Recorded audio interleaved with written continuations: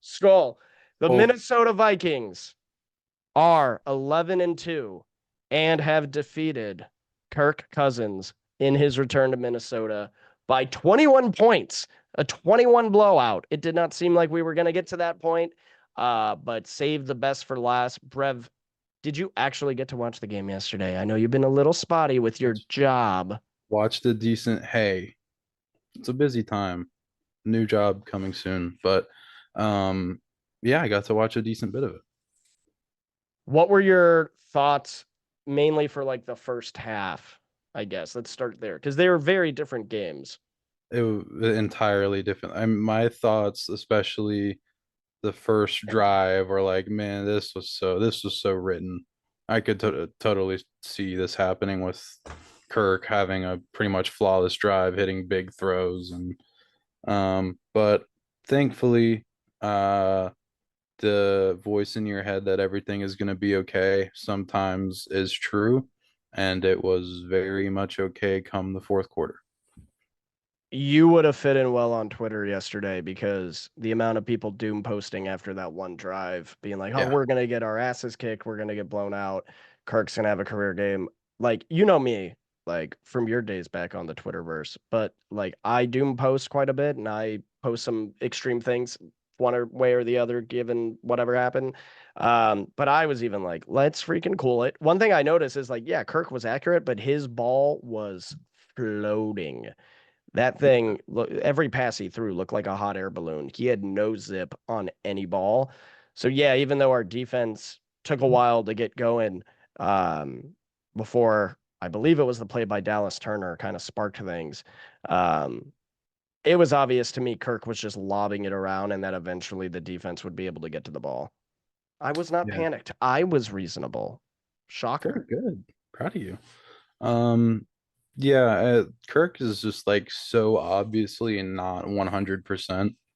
Um, and uh, I almost feel bad. I mean, I liked watching him struggle, not because he's probably still not 100%. Maybe he's physically 100%, but like mentally, you can tell he's not. I don't think he's physically 100%. And Yeah, I mean, for yeah, that reason I did feel bad a little bit cuz I always like to beat people at their fullest, and you could yes. tell like he is not able to plan on that foot. Yeah, and even to that, I'm kind of like he hasn't looked as like prime Kirk Cousins all year long, but he still has had stretches where he played really, really well. And of course, the last month, it'll be a month and a half by the time they play again that he's thrown a since it's been that he's thrown a touchdown. Um, very, very obviously hobbled. I think I forgot what part of the game it was, but he scrambled out and it got called back anyway. And the commentators were like, that's his third scramble of the year. And Yeah. I know he's not a scrambler, but I was like, The Jesus. second he got around the edge successfully, I knew it was a hold. Yeah. Cuz that Yeah. was the same with us other than a few like, oh my God, like anytime Kirk would run for like a 4-yard first down, or especially what was it, like a 20-yard run for a touchdown Yep. against the Cardinals in 22, we were like flabbergasted. Yeah. And that was always part of what I was so annoyed with Kirk on is that he is like, yes, he's a statuesque prototype pocket passer quarterback. But he really is like he's in the NFL. He's obviously super gifted, but talking to that NFL standard, like he is athletic. He is kind of like sneaky quick. So that was part of my annoyance with him all through being the quarterback of Minnesota was just like, dude, you're athletic. Just act like it sometimes. I couldn't stand watching him. And that's been the weird thing, thankfully in a good way about watching Sam Darnold is you think like you could have loved Sam Darnold going into the season, and even still be surprised that like, oh wow, that's a Your quarterback. mic is crunchy, by the way. Something just crunched your mic. No, it's not. Yes, it is. Notice 100%. how it got fixed right there. Yeah, sure. Anyways, continue. Um, you could have loved Sam Darnold coming into the season, and still have been surprised at what having a quarterback with pocket presence looks like. Not that Kirk didn't have any, but just the ability to move in the pocket. And we kind of saw that. I guess we got conditioned for it with Josh Dobbs last year, but it's just so That night and was different. Yeah.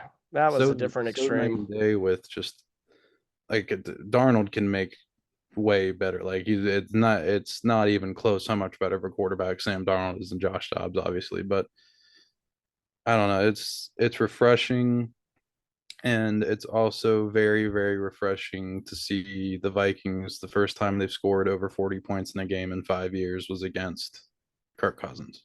Yeah. Since Detroit in So 2019. going away from our feeling bad for Kirk Cousins, maybe he can wipe his tears with his $160 million contract, 200, however much it was. Um, haha. Wow. Got him. Um, yeah, I mean, I think to your point, another thing about like the breath of fresh air is like whether, and this discourse is obviously evolving, although you and I are probably on the same page, but I'm sure you're not surprised it's growing the thought of bringing back Darnold. But whether we do that, which I still don't think we will, or it's McCarthy, like we're going to have quarterbacks who can extend plays, avoid pressure. Like that throw to Jefferson, there was so much going on that touchdown. I'm trying to remember the defensive back's name for the Falcons. I was really hoping it was Mike Hughes as it happened, but I thought Darnold was sacked 1 million per. Like if you freeze frame about a second and a half after that ball is snapped, I'm like, oh, he's done, and he literally runs basically in a full circle, runs away from the pressure, turns back, and just lets it rip.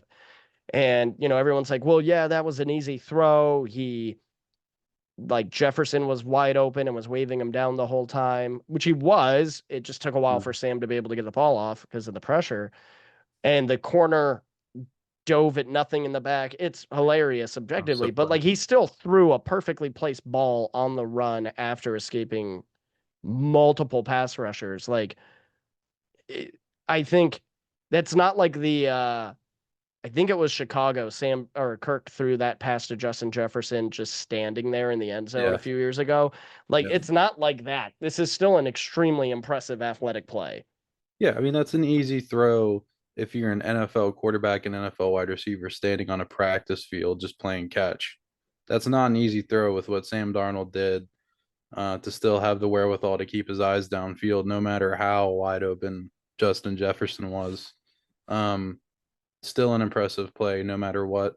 And the cornerback diving should be on Come On Man on tonight's Monday Night Football. That was funny. Yeah, that was crazy. Um, but man, these Lions fans are wild out here. I had posted a stat comparison. So they think there's a massive difference between 12 and 1, 11 and 2. I was pointing to the people. I think at this point we can safely say Jared Goff's out of the serious MVP conversation. It's probably Jared. Why was I gonna say Jared Allen? Jared Hmm. Allen on the brain. Josh Allen or Lamar. I think it's fair to say. Maybe Josh Allen, Saquon. maybe Saquon. But just because Goff is sticking around that fourth to fifth highest odds on the markets and Darnold's down around 10, I had tweeted that Darnold has more touchdowns than Goff, more yards than Goff, and the same numbers of INTs. And Lions fans are saying one is 12 and 1, the other is 11 and 2, one went into Minnesota and snapped the other's 5-game win streak. LMFAO, hope that helps. You're not like Sam Darnold led a game winning drive in that game if it wasn't for the fact, you know, that, well, technically he led one a couple drives before to go up. And then we had the infamous no first down conversion, and then Goff ended up having it when it mattered most. But like, I just don't get I what mean, we're doing here. it's so easy to spin zone because like Yeah, you could spin it either way, but at the end of the day, Sam freaking Darnold. Like we weren't having like there's been 2 years worth of Jared Goff chants in their stadium, and they were predicted to. Which same thing with the coach of the year conversation. They were predicted to run away with the NFC North and probably win the NFC. They're doing exactly what they were expected to do, and yet Kevin O'Connell and Sam Darnold shouldn't be on an equal playing field. well, it goes deeper than like the 12 and 1 versus 11 and 2. It's and this would be a totally like Brev reply on Twitter is that just think about the fact that the best season of your life is going to go to the last week of the season with Sam Darnold leading the Vikings in a rebuild year. That must Yeah. suck. I mean, look, I'm not going to take away what the Lions have done. And at the end of the day, I think, like, I still think that our best shot at being in first was beating them rather than, and obviously, yeah, tiebreakers aside, but our best shot at eliminating one of the two losses was that game against them because how they won that game was completely preventable. We could Yep. have hit that conversion. We could have stopped them from marching down the field to hit a field goal. All of those things. The Rams, we didn't really stand a chance with them having Cup and Puka back healthy on short rest after playing that Lions game, right? So all that to say, it's just crazy that they're so confidently going to say they have the coach of the year, they have the MVP, and then just crap on what Sam Darnold and Kevin O'Connell are doing. Yeah, and Dan Campbell, like great head coach, don't get me wrong. The thing I value the most in a head coach is being a leader of men.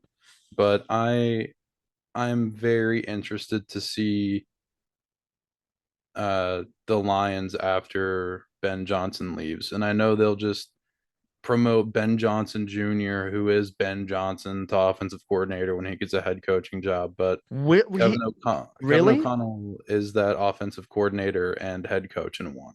You really don't think that entire offensive staff goes with Johnson? I mean, he could, but I'm sure there's somebody in the building that just conveniently has Ben Johnson magic, and that'll be our luck.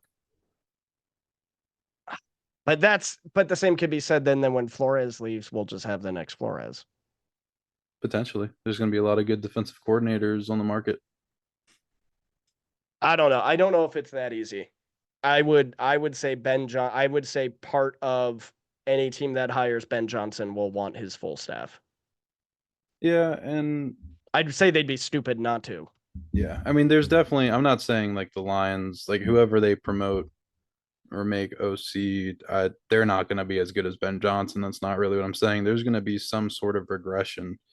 But Fair. I'm just really really interested to see the Lions post Ben Johnson. I mean, they'll still be good. Their roster is too good, and Dan Campbell is still too good of a head coach, even if he's not the play caller for the Lions to be bad. Yeah. But yeah, Going to the other side of the ball just because we're in this mystery Zoom meeting where it only gives us a warning when we got like 10 minutes left. So I want to make sure we cover stuff. Defense, it was one of those games where like this is really like the so similar, and I can't believe I'm comparing this, but to like what we were told Ed Donatel's defense was going to be like lots of yards, not a lot of scoring, but there were yards and scoring with that one. I think we're just at the point where we need to be okay with chunk plays happening, but this team has been clutch in the red zone. I know that I think we gave up 2 red zone touchdowns yesterday, so that wasn't the best, but we're going against a top running team in the league. Like Bijan Robinson's great. Who else was their other running back? Aguilar. other year. And then Ray McLeod also. Oh, Algier. Is that how you pronounce it? Yep. That would make sense. And then Ray McLeod came in and kind of he crushed it at receiving. And then I think he had 1 rush as well. Kirk is just, man, I would hate to see what would happen if he didn't have Mooney and McLeod and London around him. It would have been even worse. I think Kyle Pitts had 1 catch. Yeah, he was irrelevant. He had a Insane. really bad drop too. But even though we gave up a lot of yards, even though the game was tied, what, going into the fourth? I It think it was was 21 tied. 21 going to the fourth, I'm pretty sure. Yeah. Um, Jalen Redmond, is he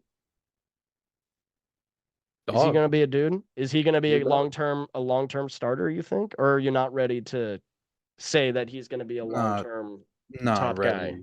Not ready to say he's the long term top guy. You got to do it 2 or 3 years. But I'm not gonna complain on the track he's on. He's been a complete dog.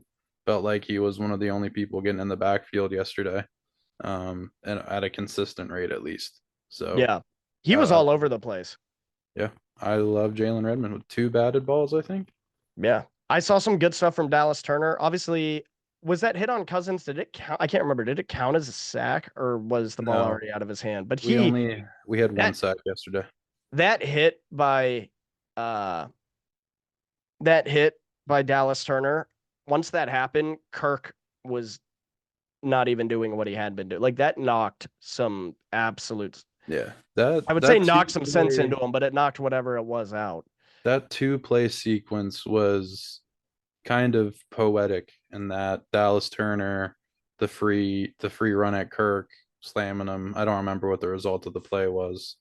And then the very, very next play, Blake Cashman rushing him, batting the pass down, just like the new era of the Vikings, kind of just all over Kirk, and it was beautiful. It And was so then beautiful. JJ McCarthy came in and Yeah, got the interception. Right, it was yeah. great. Um, that reminds me of this TikTok trend I'm seeing where it's like the Vikings. It's always the Vikings now are down to the Chiefs in the Super Bowl, and they're like, "Who's that coming out of the tunnel?" It's Mike Zimmer and Adam Thielen. Oh Oh, my good. God! Oh, it's 2009 Brett Favre, and like they make up. It's I'm not even gonna explain it. I'll send you one. It's that stupid.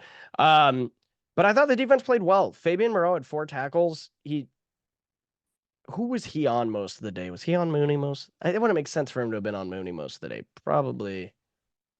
I don't. It was I hard for really me to keep. I don't. saw him make a couple plays.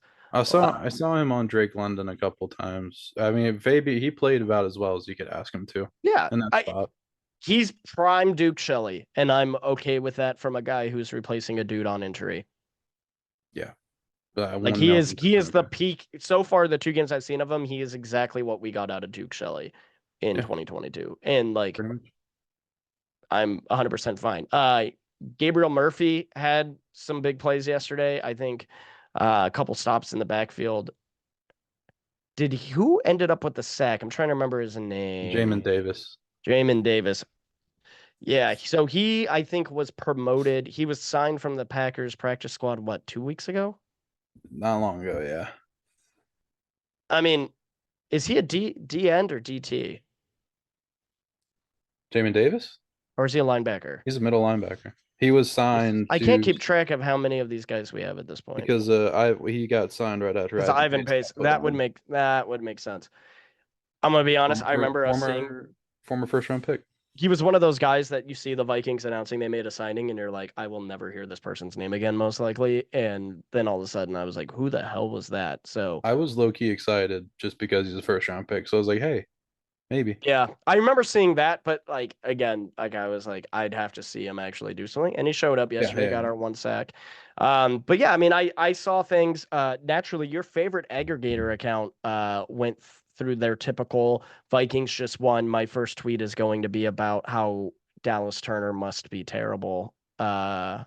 Breakdown because he was comparing snaps by Murphy and Turner, saying obviously the staff thinks Turner's not as good as Murphy, when in reality they line up at different positions and play different roles. Um, Even though they're the same position, they do completely different things when they're on the field. I'll let you stew on that one. I mean, I understand what I was gonna say that like Dallas Turner may was in around the ball on a couple big plays yesterday, and I want to see him get that pressure not on a free run. I know he made a really good helped on a really good run stop yesterday too, but next. I'm not ready. I'm not ready to panic or to start counting snaps or anything like that when it comes to Dallas Turner. Yeah. I think it's genuinely just a luxury of bounty when it comes to your defensive front, especially with your linebackers and edge group. Like he's Well, yeah. probably still a little tiny bit undersized for what you want at the position on the pro level. Like, He's 21. I mean, I yeah, myself exactly. That's kind why of he's undersized a little bit. I myself kind of expected him to step right in and be a world beater right away. And that was just he was just such a freak at Alabama. And oh no, I'm wrong. But all due respect, I disagree with this sentiment. And then last but not least, let's talk about the offense and then get on out of here. But was that one of those games? Like, I'll just ask you, I think I know the answer, but like, does that game make you reconsider even a tenth of a percent the plan with Darnold next year to let him go? Honestly, a little bit, yeah. Same. Um, Very slight, and it's fully dependent on if he would sign some stupid deal that he shouldn't sign. well, the thing is, like, I'm McCarthy's the future. Um, Dustin mentioned it because he released a solo episode of Vikes Now earlier today. He put it very well that we um we were like, well, if Sam Darnold has a something close to a Baker Mayfield resurgence that he had in Tampa Bay, like maybe Darnold will go get a contract somewhere else. And it'll be too big for the Vikings to consider. I think we're all confident that Darnold was going to look the best he's ever looked this year. We all kind of agreed on that. He is very much outplaying what Baker Mayfield did in his resurgence here with Tampa Bay. And Dallas, and or not Dallas. Why was I saying Dallas? Daniel Jones obviously was still drafted, but he's if he can win a playoff game, you have to look at that contract Daniel Jones got in a surprise year and Yeah. ability to win a playoff game and say this is much better. And that deal was 2 years ago. The key difference that comes to mind too is that Baker Mayfield had a resurgence year. He got signed by that team. Daniel Jones had that playoff win, had a decent year. He got signed by that team. So you kind of have to hope another team is convinced enough of Sam Darnold to be a bridge option for big money. Maybe not 40, $50 million, but does another team jump on Sam Darnold to be a legitimate like now? Because they've got to be a team that's somewhat trying to compete right now. Um, I think he can get 40. I don't think yeah, he 50. might. I I mean, think we got I have him at 37 to 40 on a 3 year deal somewhere. Probably 2 years guaranteed.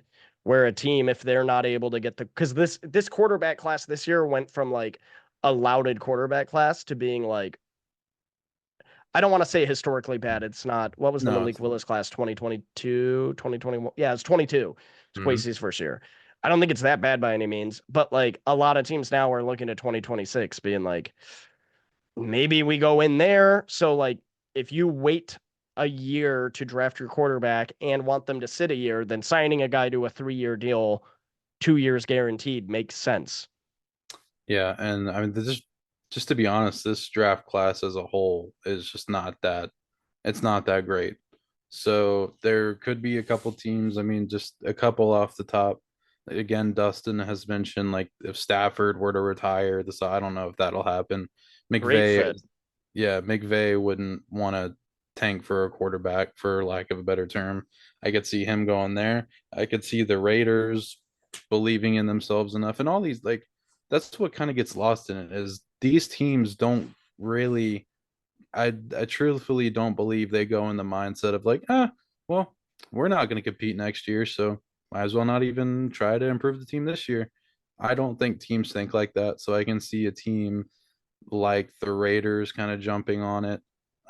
That's kind of like the main one that comes to mind. Maybe the Jets, if the if the Aaron Rodgers smoke is real, that The he might Jets, not be there. it would be a weird one. But I think he needs it depends on who the Jets hire. Like I think he needs to Yeah. go somewhere with one of these McVay, Shanahan tree guys. Yes. Like I we'll have to see. There's so many ways this could go. I saw people 2 weeks ago projecting he'd go and battle it out with someone else. I'm like, I think he's past that. I think he's gonna be have his choice to sign with teams he knows he's the starter on, at least from the Hmm. get, especially with these limited quarterback options. But like the Giants wouldn't shock me.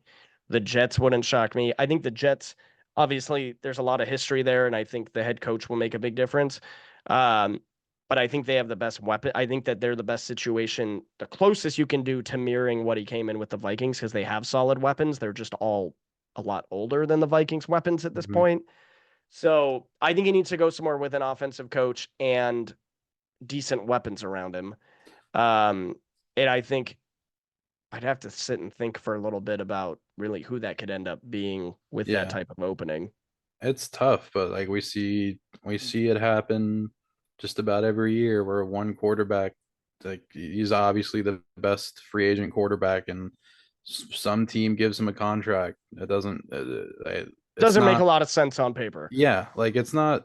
We talk about these perfect situations for Darnold to find. It's like it might not be that. It might be a team like the Steelers where like Russell Wilson is playing well, but do they want to give him money or do they want to give 28-year-old Sam Darnold a slightly longer term contract? Then he goes there, they give him the keys. And they And got if good weapons too. exactly, and if you think about it from the Vikings perspective, like if that money gets too much up there and we've got 4 regular season games to go and a playoffs around it or whatever. We have the playoffs and 4 regular season games left. That number could just keep going up. It could come crashing down. But from the Vikings perspective, if that number gets up there enough, like the Vikings can't do it.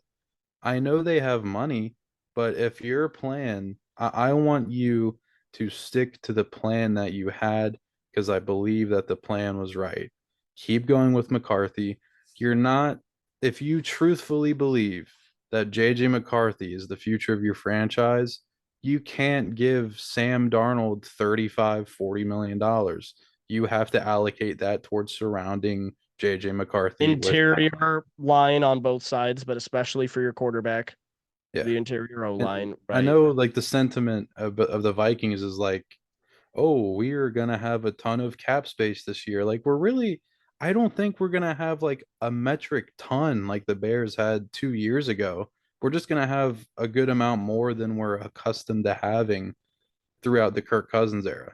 So like 35, $40 million, that's a big deal. You'd really, really, really have to fudge money around to make that make sense even a little bit. And again, that's if you truly, truly believe JJ McCarthy is your future of the franchise. And like I still do. So I'm just me. I think the Vikings think that too. They just spent the 10th overall pick on him. No matter what happened with Sam Darnold this year, he was probably going to go on. And he's having a way better year than Case Keenum had in 2017. But this is kind of slightly shades of that. It was where we're going to have a contingent of, it was different then because it was 3 quarterbacks, but we have the contingent of Case Keenum.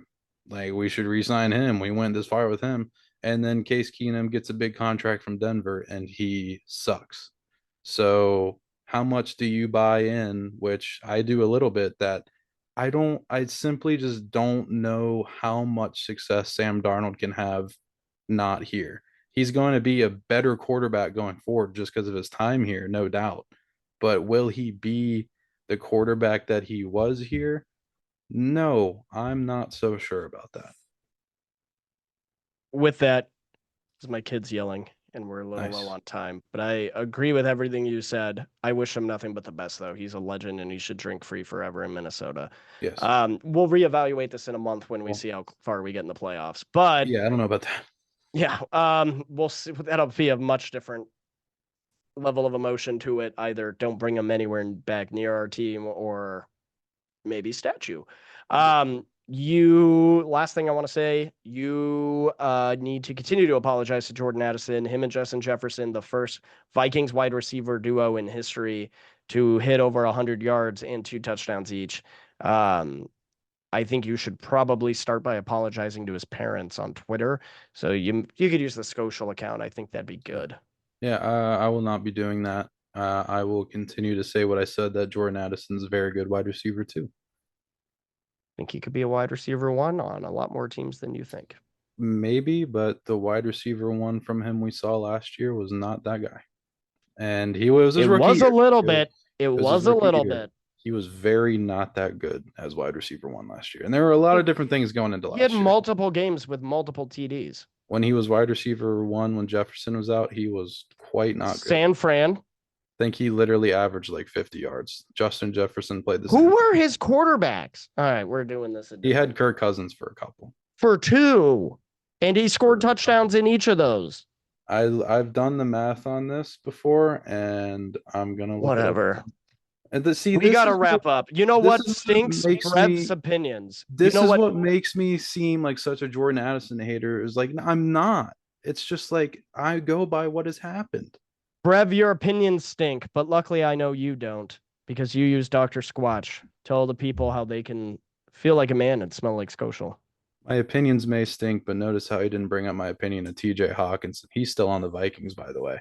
Uh, Dr. Squatch is a great brand of men's hygiene products, body wash, all natural shampoo. The body wash is all natural as well, by the way. Lip balm, ball deodorant. They make their own like version of the wipes. I don't think I can name the other brand in an ad, but you know what I'm talking about. The wipes for men. Um, they're great people. They make a great product. Make me smell good. Make me happy. Make me feel nice. Make me smile. And you can feel happy, feel nice, feel smile by using the link down below to get 10. Yeah, it didn't make any sense. $10 off a purchase of $20 or more, and you can feel like a man or smell like Skolcial. Come hang out with me at the Vikings Monday Night Football Winter Warrior. I went to say whiteout and warrior. It's a winter whiteout. If you're going Close. to the game, regardless of if you have tickets or not already, wear white. Don't be those Facebook Karens being like, I just bought a purple jersey. I will be wearing that. Like, no one will like you if you do that. Like, play into the So true. theme. It's once a year. But if you don't have tickets, come hang out. Use SeatGeek. Save $20 off your first purchase using code Brev or code JasonH. And also use it for the playoffs. There's playoff games coming. Looks like if things ended today, we might be heading to Florida. Personally, I'd like to travel somewhere a little more wintry. Not Philly. Anywhere but Philly. I'll gladly go anywhere but Philly. But I'm not huge on going somewhere with a similar climate to here in the middle of January. I want to experience playoff football, but I'll go where the team goes. You can go too. Again, use SeatGeek, code Brev, code JasonH to save $20 off your first purchase. With that, we will see you guys later this week for our pregame preview. Brev, you and I will figure that out. And then I head up to Minnesota Sunday morning. I will be doing some vlogging, as the kids currently do. I don't think anyone vlogs anymore, with my experience from the game. So with that, Skull Vikes, any last thoughts, Brev? I don't know why I thought the 49ers game last year was like week 4. It was week It 5. was week 7. Oh, no, week 5 was Week 5 was Kansas City, where week Justin 6 got was. hurt. Oh, Yeah. So Addison had that big game against the Niners, and the rest were like, meh. all right. Well, we're going to talk about this offline. We'll see you guys later this week. Meow.